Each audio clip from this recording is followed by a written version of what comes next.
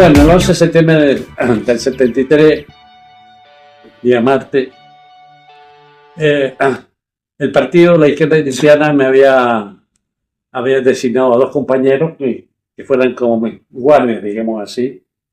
Ellos alojaban en mi casa, junto a mi mujer y mi hija, mi primera hija, que en ese momento tenía 6 meses. Y entonces ellos me despiertan como a las 6 de la mañana. Dice, porque se pusieron a ver la radio y vieron ya los flashes que había un movimiento militar, que había impactado en Valparaíso y qué sé yo. Y entonces ahí nos preparamos para ver qué hacíamos. Ya el intento mío era ir a La Moneda, sin duda. Pero al mismo tiempo sabíamos que habíamos en la izquierda cristiana acordado que en una instancia de esa naturaleza todos los que pudieran llegar a la industria FENSA. En el Cordón Cerrillo. En el Cordón Cerrillo, exactamente. A los llamados cordones industriales. A los llamados cordones industriales, se llaman cordones cerrillos. Una fábrica que había sido intervenida. Entonces mi intención era, sin embargo, ir a La Moneda. Me parece que como ministro yo debería ir a La Moneda. Y entonces partimos temprano, debe haber sido poco antes de las 8 de la mañana, partimos en el auto del ministerio, lo tenía yo, y partimos hacia el centro. Yo vivía entonces en Colón arriba, cerca de Colón con Manquehue. Entonces me pareció mejor irme por Avenida Mata y llegar a la altura de La Moneda y de ahí enfilar hacia La Moneda. Y cuando íbamos por la Avenida Mata, de repente vimos que tanques estaban bloqueando algunas pasadas hacia el centro. Y entonces yo asumí de que ya no podía llegar a La Moneda. Después supe que no es que esos tanques eran del blindado 2, que está cerca ahí, que habían sido los que hicieron el pregolpe, ¿no es cierto?, el 29 de julio. Está en casa. ¿No? Y estaban para defender su propia unidad militar, digamos, ¿no? Pero yo pensé que ya esto significaba que no había ninguna posibilidad de llegar a La Moneda, y entonces con los compañeros que estaban conmigo nos dirigimos a FENSA. Y llegamos allá, y allá primero tratamos de conectarnos con el resto de los partidos de la Unidad Popular para tratar de tener una actitud unitaria entre todos, pero no nos fue posible. Y al poco rato empezamos a ver el bombardeo de La Moneda por televisión. Y de pronto vimos sacar al cadáver del presidente de La Moneda, ¿no? Con lo cual ya nos dimos cuenta que... Pero se juntó mucha gente ahí en FENSA. Unas 200 personas, de más o menos. Más los trabajadores de la empresa. Sí, pero los ¿Pero cuáles eran las pretensiones? ¿Habían armas? No había armas. Era estar juntos para tomar cualquier decisión Ya. No, porque, claro, si estamos todos cada uno en su casa, digamos, no hay ninguna acción colectiva posible, ¿no? Sino que era juntémonos y veamos qué podemos hacer. El presidente lo sacan tapado con una especie de gran frazada, gran manta, que tenía de lana a cuadros rojos y blancos. Y después del almuerzo del día en que yo me invitó a almorzar, también en ese almuerzo estuvo Augusto Ligarte, sí, exactamente. Y nos pusimos para jugar ajedrez los dos, mientras el presidente se sentó al lado y se puso a dormitar, ¿no? Y se tapó los pies con esa taza. Entonces para mí fue muy impresionante ver que esa taza ahora lo sacó. Bueno, y de ahí entonces, como hubo un toque de queda como a partir de las 6 de la tarde, ese día, poquito antes de las 6 de la tarde, decidimos partir. Y ahí aparecieron los listados de las personas que eran del gobierno y que tenían que entregarse. ¿Tú aparecías en esos listados? Los bandos. Los bandos. Los bandos, sí, no aparecí nunca en ese listado, nunca. Mira. No, nunca aparecí en ese listado. Y por supuesto no me presenté, ni tampoco me había presentado, pero siempre evidentemente yo sabía que por prudencia no era posible volver a mi casa, ¿no? Tú terminaste en Dawson. Entonces, ¿cuándo caes detenido por primera vez? Ya, entonces yo caí detenido el día 10 de octubre, o sea, prácticamente un mes después. Ese mes estuviste escondido. Estuve escondido, pero yo no tenía un escondite propiamente tal, sino que empecé, por ejemplo, de ahí nos fuimos con Juan Enrique Níquel a casa de un compañero socialista que yo lo había conocido en Cuba y que me había dicho que cualquier día que yo lo necesitara también Ya. fuera para allá. Y nos fuimos a la casa de él. Pero me di cuenta cuando amanecimos de que la familia estaba muy, pero digamos, nerviosa por nuestra presencia. Claro. Sí. Y era muy tarde. Y entonces, Claro, tenía un ministro Salvador Allende en la casa el día después del golpe. sí. Entonces era muy gracioso. No, sí, claro, claro. Entonces, sí recuerdo, creo que yo fui a la casa de un compañero de curso de mi colegio, que era hijo de un senador de derecha muy famoso. Era hijo de don Francisco Bulnes Sanfuentes. Ah, mira. Mi amigo se llamaba Cristian Bulnes Ripamón. Y él me alojó como 3 días. Mira. Y después después me fui a casa de mis padres, que vivían en una parcela en Paine. Ya. Y fue la única vez que yo me junté con mi mujer. Y de ahí, En esa parcela. y parece que ahí se engendra mi segunda hija, No. ¿no? Porque después yo no me junté con ella hasta mucho tiempo después, cuando ella ya estaba por nacer mi segunda hija. Y fui después a casa de una hermana mía. Terminé en casa de ella porque en casa de ella a la 1 de la mañana rodean toda la casa. Una carabineros fueron. Una micro entera de carabineros rodean la casa. Yo tenía rutas de escape, ¿no? Que yo había preparado, pero cuando estaban todos rodeados tenía por lo menos 80 carabineros y 60 carabineros rodeando la casa, imposible escapar, ¿no? Y ahí me tomaron Ahí preso te atraparon en la casa de tu hermano. de mi hermano. Claro. Mi hermana vive hasta hoy día y se acuerda claramente de Pareciera que esa noche. detención fue el resultado de una publicación en la revista Ercilla que señalaba que tú habías sido visto con una caravana armada el día del golpe de Estado. Sí, sí, efectivamente, después del golpe, Óscar Bonilla, que era el general Bonilla, Sí.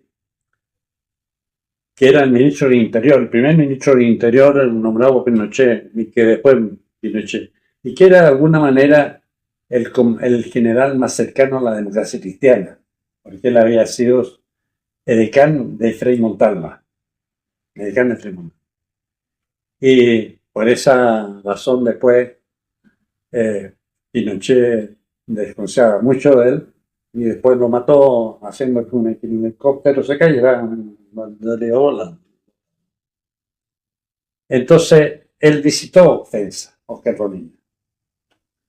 Y después un dirigente sindical de la democracia cristiana, no había muchos demócratas cristianos resentidos con nosotros porque no habíamos ido al partido el año 71. Y resentidos con la Unidad Popular también. ¿Ah? Y resentidos con la Unidad Popular. Resentidos con la Unidad Popular, resentidos con nosotros, la izquierda cristiana, se acercan a Bonilla y le dicen que el día del golpe, más o menos unos 200 militantes de la izquierda cristiana se han reunido ahí, encabezados por Pedro Felipe Ramírez, y que nosotros habíamos salido de ahí en un conjunto de camionetas, un convoy lleno de fusiles, qué sé yo, y que además incluso tenía al final una ambulancia, era un convoy militar. Ahí estaba el plan Z. Ahí está el plan Z, que cualquier invento, ¿no? No. Yo les voy a contar algunas de estas sobre eso. Entonces, yo creo que Bonilla, que me conocía muy bien, porque Luis Mayra, que era diputado, y yo también diputado, éramos casi los alfiles predilectos de, De Freire. de Freddy Montalva, ¿no? Nosotros entrábamos por la Moneda como Pedro por su casa y Bonilla era de Carmen. Claro. Entonces no, lo habíamos conocido muy bien. Entonces Bonilla yo creo que no creyó ese cuento. Ya. Y él no hizo nada. Pero días después en la revista Ercilla sale un pequeño parrafito en que cuenta Esa historia. esta historia de que la cerqueta de Bonilla... Del convoy Claro. con armas. Que en esos tiempos habría que aclarar para los que nos están escuchando, que en esos tiempos además la revista Ercilla era una revista orientada o controlada por la democracia cristiana. Básicamente lo encontraba por la democracia cristiana. Y entonces sale esta historia en una nota pequeña, no era un importante, pero la inteligencia militar obviamente leía todas estas cosas para sacar alguna conclusión, alguna información. Y lo que sí puedo contar es que esa noche misma allanan a mi casa, ¿no? Cosa que... Que la imputación parecía grave, ¿no? Era un convoy armado. Como voy armado, claro. Y desde luego, ¿Y quién Bueno. escribía eso? ¿Quién escribió el parrafito? una periodista, mira, que después ella se pasa para nuestro lado, Ya. porque tiene en primer lugar una experiencia familiar muy dolorosa, y es que su padre, que era un dirigente sindical muy importante de la Sociedad de Establecimiento Educacional, de construcción de establecimientos educacionales, Ya. fue tomado preso y desaparecido. Estamos Entonces, hablando de Patricia Verdugo. sí, estamos hablando de ella, pero lo que pasa es que después ella se pasa para el lado nuestro, dándose cuenta de todos los horrores que Los zarpazos del Puma. ella Escribe los zarpazos del Puma, claro. Usted sabe que ese militar fue otro decano de ¿Arellano está? sí, Fue decano de Sergio Arellano de está. Fray Montano. O sea, yo lo conocí a los dos. Es que Arellano Stark, él fue a la escuela norteamericana de Panamá a hacer y a mi juicio ahí lo contrató la CIA, lo capturó, no lo captó la CIA. Y obviamente tanto el Plan Z, que fue también inventado por Estados Unidos, por la CIA, Sí. como la cadena de la muerte dirigida y llevada adelante por Arellano Stark, tenía un propósito fundamental. Y era el propósito de hacer ensangrentar. ¿Con qué objeto? Con el objeto, en primer lugar, de que hubiera una reacción importante del mundo militar, que ante al ensangrentar, la izquierda iba a sacar sus armas, ¿verdad? Y entonces todas las Fuerzas Armadas se iban a defender frente a la agresión de los ultraizquierdistas. Claro. Más unidas. Y van a estar más unidas las Fuerzas Armadas. Más unidas las Fuerzas Claro. Armadas. Empiezan a hacer una serie de preguntas muy saltadas, muy raras. Y de pronto me dicen, bueno, lo sabemos todo, pero usted cuéntenos en detalle porque queremos que nos cuente. Queremos que nos cuente ¿cómo se llama? Sobre el plan Troya. Y ahí yo caí en forma de dónde sacaban todo esto. Entonces, cuando yo fui nombrado ministro, yo me vestía como se vestía un joven de ese tiempo, en invierno prácticamente, ¿cierto? Julio, invierno, con Un abrigo. con una parca, ¿no es Sí. cierto? Sin corbata, ¿no? Etc. Y un día el presidente me llama la atención. El presidente era un hombre muy formal, muy elegante. Y me llama la atención y me dice, pero Felipe, perdone que le diga, pero usted es ministro. Por eso que es importante, presentación, vaya de acuerdo, tienen que ser jóvenes.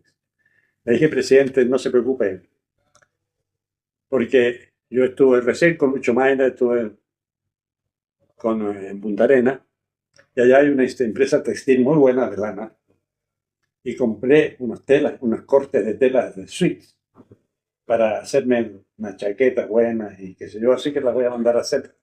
Donde un sastre que es un sastre de la familia, de nuestra familia, que siempre a mi hermano, a mi papá le hace, de apellido Troya. Entonces ahí me di cuenta que estos tipos lo que pasa, estaban haciendo preguntas porque me habían sacado el directo de cheque. Son todas las naciones de cheque, tenían los cheques y entonces estaban preguntando y preguntaron Troya de repente, y pues, entonces plan Troya. Y entonces yo les contesto y les digo, Habías financiado el plan Troya tú con el cheque. no sé, cuéntenos, lo sabemos todo, pero usted. Entonces yo le respondo y le digo, Troya no es un plan, es un sastre. Y les cuento la historia, pero lo interesante fue que cuando yo lo veía como hacían todo el esfuerzo para no reírse, porque no podían echar la Claro, chacota. Entonces claro. me levantó él desde el primer piso donde estaban Sí. interrogándome, me llevó al cuarto, me llevó a la pieza, hizo pasar al guardia que estaba en la puerta, digo que se sentara delante de mí, que yo me sentara y el tipo pasara bala, no me dejara dormir toda la noche y tampoco era bueno. ¿Saben quién era ese tipo? ¿Quién? Miguel Caso. No, Sí, conociste a Miguelito. sí, lo conocí en ese. O sea, era Él- brutal desde No, el primer día. ¿cómo haces la relación después? Porque lo viste solamente una vez. No, sí, ¿Cómo lo, haces? lo vi más veces. Yo Ah, así y porque, te pero quedaste- siempre en la escuela militar, no, siempre en la escuela militar. Ya, Porque yo en la escuela militar estaba solo en la pieza. Una Ya. pieza con un baño interno, o sea, solo. Éramos 5 los que estábamos en ese momento, porque los otros ya estaban en Dawson. Estaba Luis Corralán, estaba Anselmo Zule, Julio Estuardo, y estaba también el Temuco, ¿cómo se llama? Que hoy día vive, que era diputado, Camilo Salvo. Éramos 5. Cada uno estaba en una pieza distinta. Hermano Corralán que lo tenía en un baño abajo, ya. ¿no? Pero otro. Y entonces yo estaba aburrido todo el día. En primer lugar nos levantaban súper temprano. Nos levantaban temprano. Teníamos que a las 6 de la mañana nos levantaban como suenan conmigo. Y estábamos listos a las 6:30 y teníamos que esperar hasta las 8 que nos traigan el desayuno. Ya.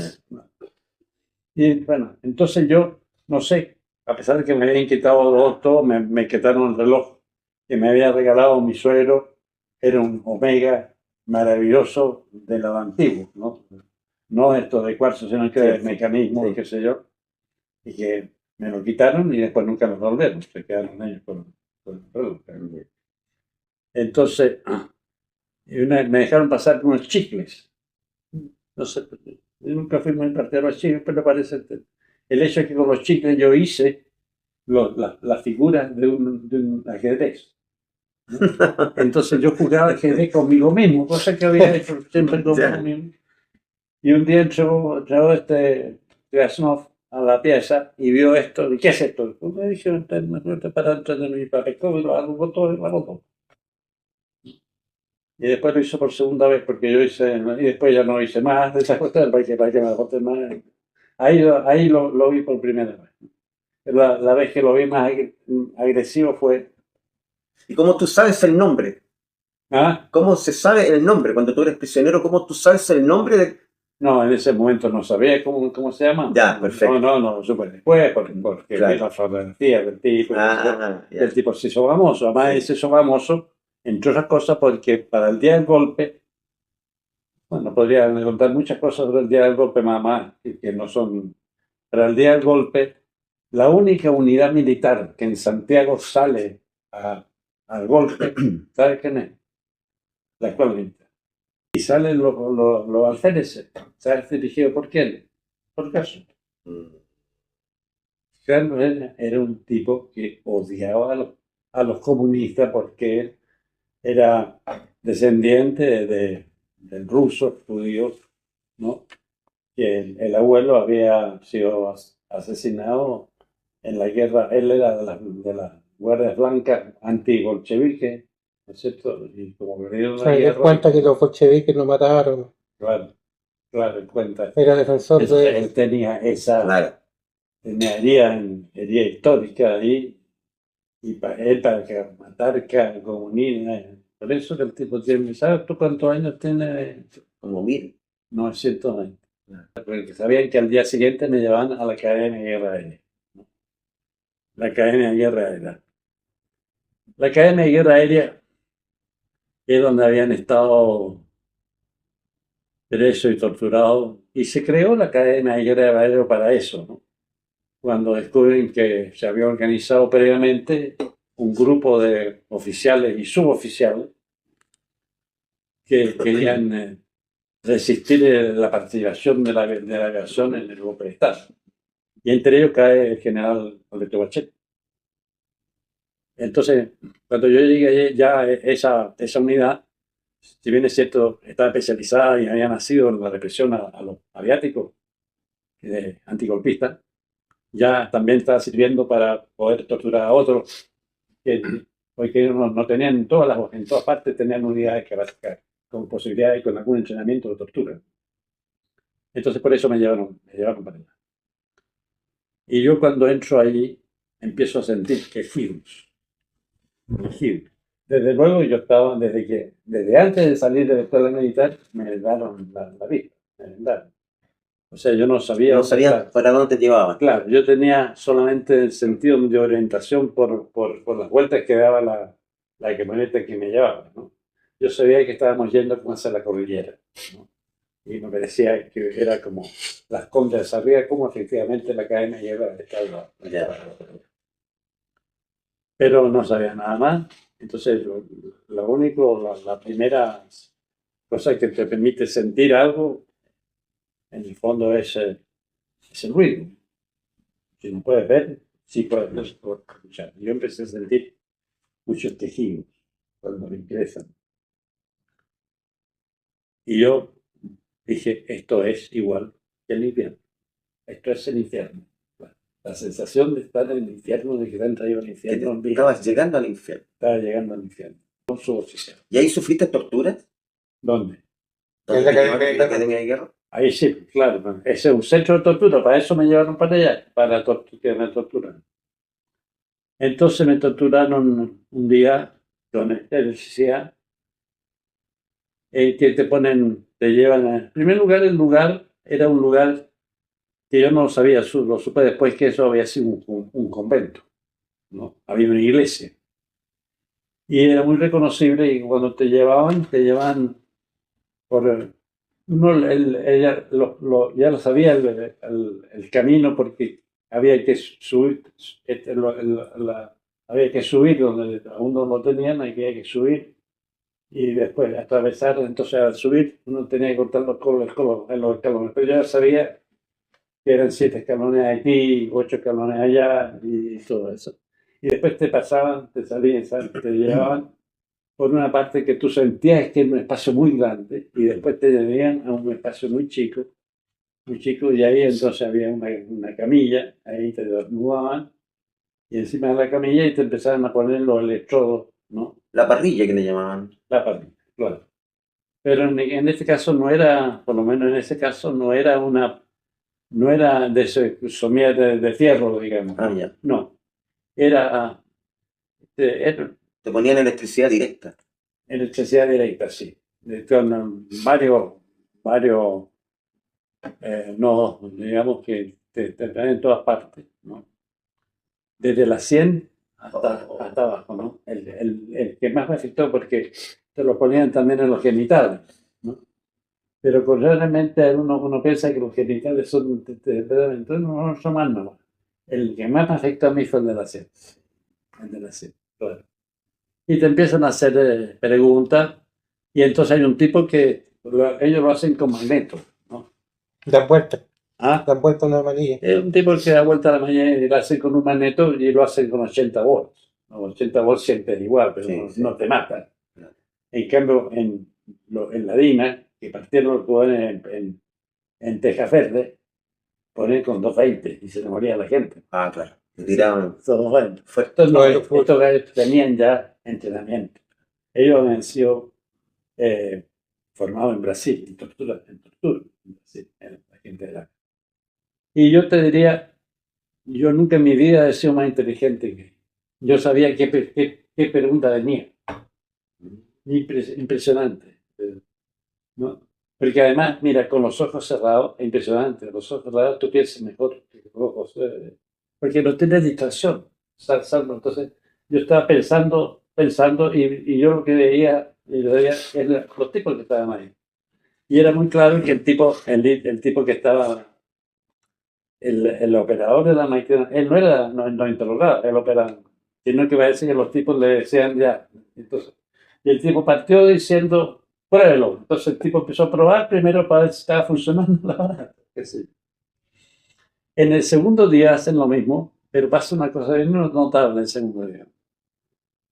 De repente, alguien algún militar entra y dice, traigan todo para acá, traigan todo, que está fulano de tal. Y el fulano de tal era, que después no supe, nunca estuvo preso, creo yo, era subsecretario de Vivienda, ¿no? Yo creo que fue un invento que ellos hicieron, como que al tipo lo iban a torturar, entonces pensaban que como era subsecretario debían saber cosas que ellos no sabían, o que debían saber. Hacían el juego ahí. Hacían el juego. Claro. Y dejaron solo al tipo, y dejaron solo al operador. Al operador. Ya.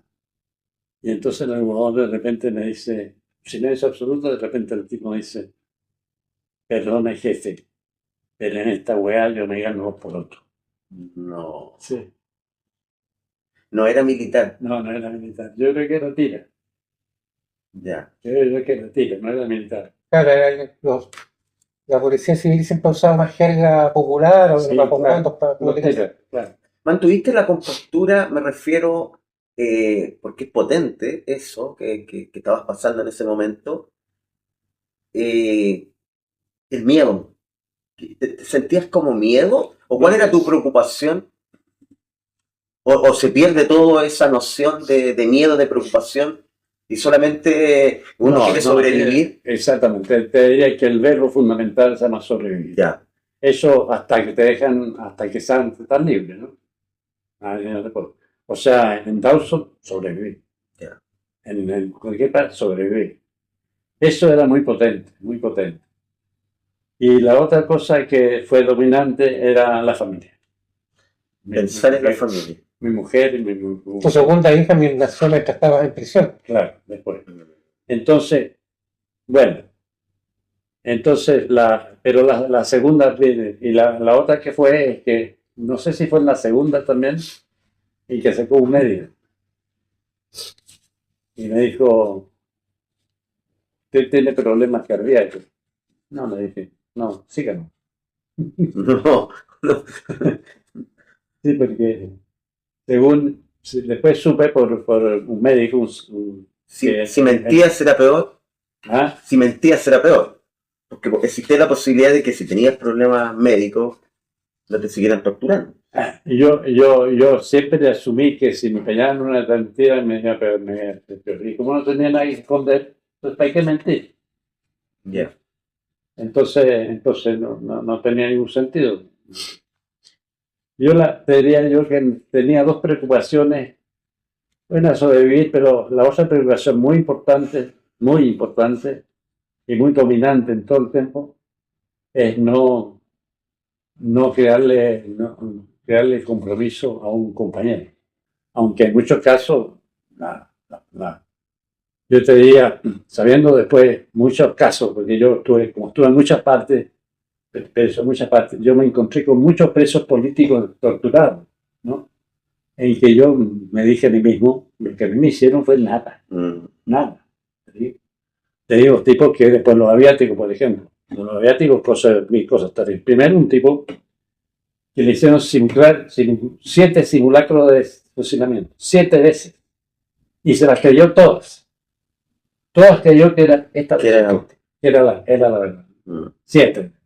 Y después jugar con los juegos de fútbol ahí en Capuchino, ¿no? Entonces al final me liberan en mayo, ahí tuve 8 meses prácticamente después en Valparaíso, me liberan y entonces se acerca un actuario y me lee la resolución del juez, ¿no? Entonces dice, habiéndose comprobado fehacientemente que el señor Pedro Felipe Ramírez incurrió en el delito de subversión nacional, ¿Ya? Delito que no existe en nuestro ordenamiento Ya, jurídico. pero quedaste como subversivo nacional. sí, y considerando, y entonces me dice, no le voy a leer todos los considerando, fue que para qué.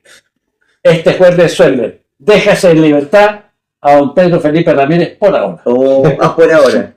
Me invita a cenar el cardenal Raúl Silva Enrique a su casa, a quien yo conocía.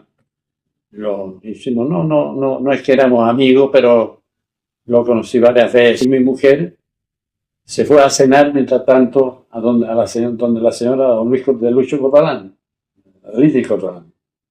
Porque todas las mujeres de los dawsonianos se habían hecho amigas entre ellas y habían organizado todo un frente propio de las mujeres, ¿no? Y cuando volvió, me pasó a buscar de nuevo en la casa del cardenal, me dijo, los comunistas te envían un mensaje, te van a volver a detener, te están volver a detener. Y entonces yo me fui, le dije, bueno, vámonos a la residencia del embajador de Panamá. Porque el embajador de Panamá le había hecho saber a ella, a mi familia, que cualquier cosa que yo necesitara tenía orden del presidente Torrijos, famoso Omar Torrijos, Sí. para apoyarme en todo lo que yo necesitaba. Ah, mira. Y después supe por qué, pues, me lo contó el propio embajador. Entonces yo llegué ahí, de ser como a la 1 de la mañana, y el hombre salió en bata, y le conté, entonces me dijo, bueno, quédese aquí, pero no como exilado, sino como huésped mío. Ah, ya, y te quedaste en la embajada. Y me quedé en la residencia, La residencia. esa noche. Y yo mañana me dijo, voy a hablar con el ministro del Interior, que es el general Benavides, para sacar su pasaporte y al mismo tiempo para que le autorice la salida de Chile. Y ahí entonces me dio el pasaporte sin la L. Que era provisión Que de era ingreso al que país. indicaba que porque yo no fui expulsado, yo salí libremente, yo salí. Para entender, los que tenían la L no podían retornar a Chile. No podían retornar a Chile. ¿Cuál es el recuerdo que, no solamente histórico y político, sino otro recuerdo humano del presidente Salvador Allende? Bueno, Allende yo creo que desde muy temprano supo que, no es que supo que iba a morir, no. Yo creo que desde muy temprano su gobierno sabía que él venía a ser un gobierno trascendente para el país, ¿no?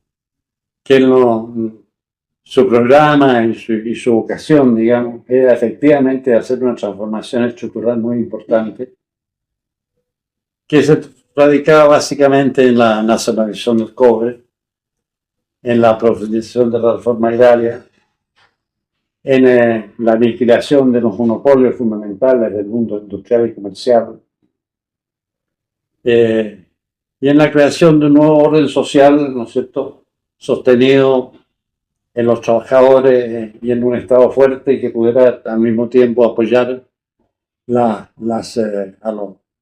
un proceso de creciente igualdad que se comprometía el gobierno a tener con los trabajadores y la gente más desvalida del país.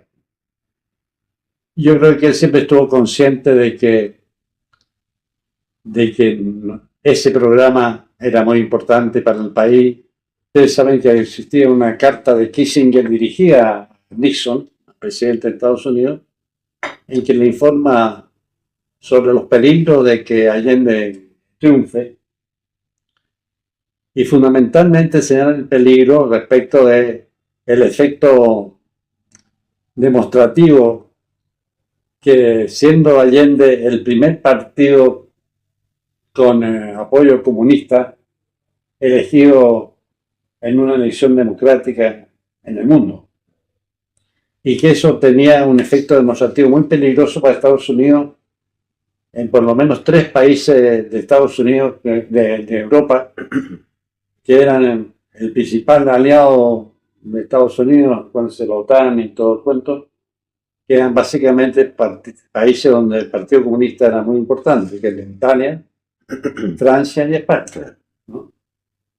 Entonces que esos partidos en Europa no tenían ninguna posibilidad de seguir el ejemplo de la Unión Soviética, ninguna posibilidad porque los países no me iban a apoyar un proceso armado, digamos, de toma del poder.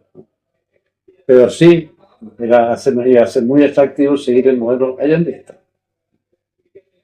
Y es por eso que Estados Unidos se jugó entero por, primero, tratar de que no saliera primero en la elección, segundo, tratar de que la democracia cristiana no apoyara lo apoyara en la elección del Congreso Pleno, y en tercer lugar, hacer todo lo posible por darle un golpe de Estado. Yo, incluso mucho tiempo después, recibí un acta del encuentro entre Nixon y el entonces dictador brasilero en la Casa Blanca, donde un acta en la que Nixon le plantea que lo que hay que hacer es provocar el derrocamiento de Allende, y cínicamente le dice: nosotros no es mucho lo que podemos hacer, pero ustedes, los brasileños, ¿no es cierto?, Mira. sí tienen la posibilidad de llevar adelante acciones. Eso demuestra que Estados Unidos se la jugó entera, ¿no? Y además con una alianza estrecha con toda la derecha chilena. Pedro Felipe, te damos las gracias, tenemos que despedirnos. Muy entretenido esta vuelta al pasado. Periodístico fue hacer un encuentro histórico. Claro, y que es grato escuchar esto, y sobre todo de una persona que lo vivió en carne propia y que tuvo esa felicidad de compartir. Vivió para contarlo. Claro, y que vivió para contar. Así que muy agradecido. No, yo le agradezco a ustedes. Muy agradecido. Yo le agradezco a ustedes. Yo le agradezco a ustedes porque yo creo que es muy importante que esta historia no se pierda, que se siga recordando. Y me parece el día que hay mucha gente joven que se interesa mucho por conocer este tiempo que ellos no vivieron. Hay que pensar que mucha gente que tiene menos de 50 años no había nacido.